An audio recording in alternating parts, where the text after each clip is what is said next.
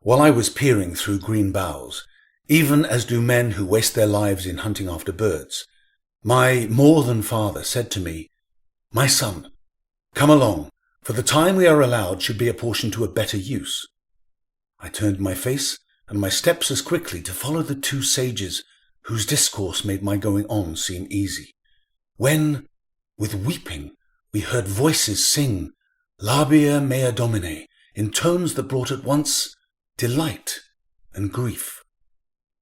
"Oh, sweet father, what is that I hear?" I asked. And he, "Shades, perhaps, who go their way loosening the knot of what they owe."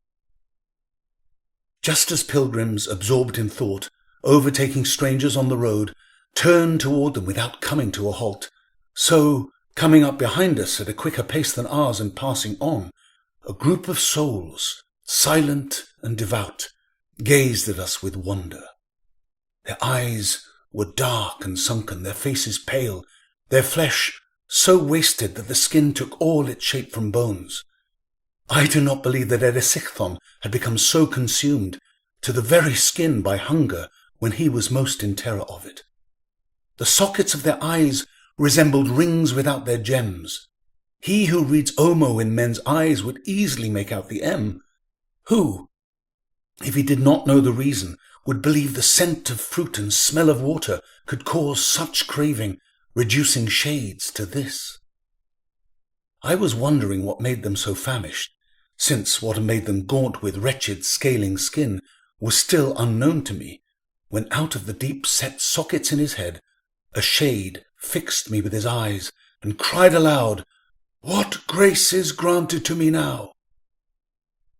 I never would have known him by his features, but the sound of his voice made plain to me what from his looks had been erased.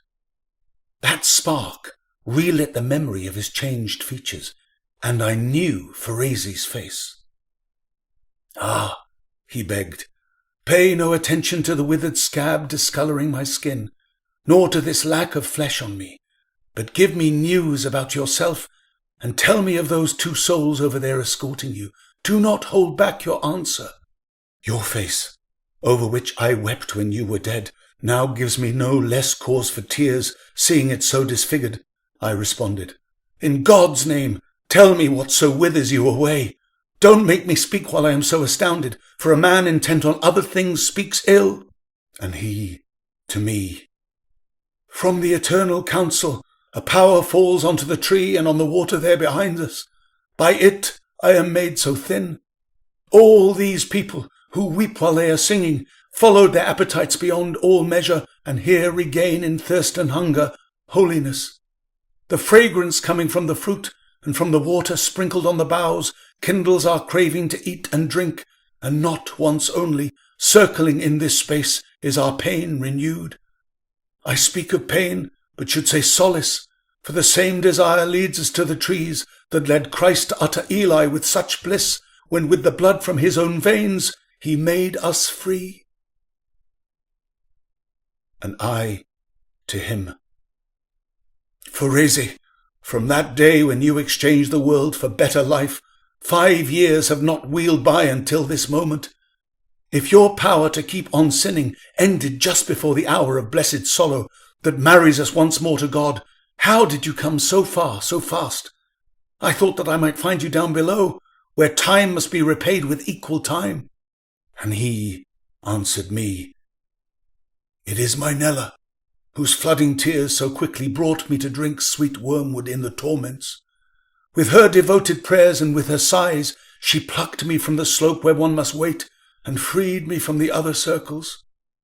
So much more precious and beloved of God is my dear widow, whom I greatly loved, the more she is alone in her good works. For the Barbagia of Sardinia shelters many more modest women than does that Barbagia where I left her. Oh, sweet brother, what would you have me say? In my vision, even now, I see a time before this hour shall be very old, when from the pulpit it shall be forbidden for the brazen ladies of Florence to flaunt their nipples with their breasts. What barbarous women, what Saracens have ever needed spiritual instruction or other rules to walk about in proper dress? But if these shameless creatures knew what the swift heavens are preparing, even now their mouths would spread open in a howl. For if our foresight here does not deceive me, they shall be sorrowing before hair grows on cheeks of babes still soothed by lullabies.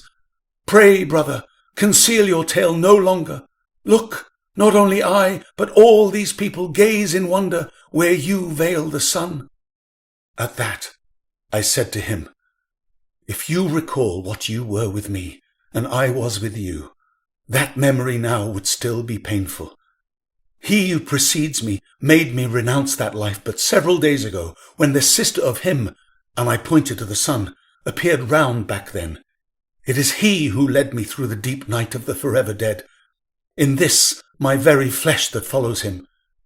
With his support, I have left all that behind, climbing and circling each terrace of the mountain that straightens those made crooked by the world.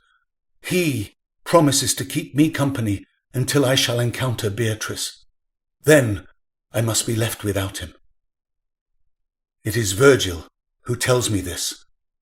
I pointed to him, and the other is the shade for whom just now your kingdom quaked in all its slopes, shaking him from itself to set him free.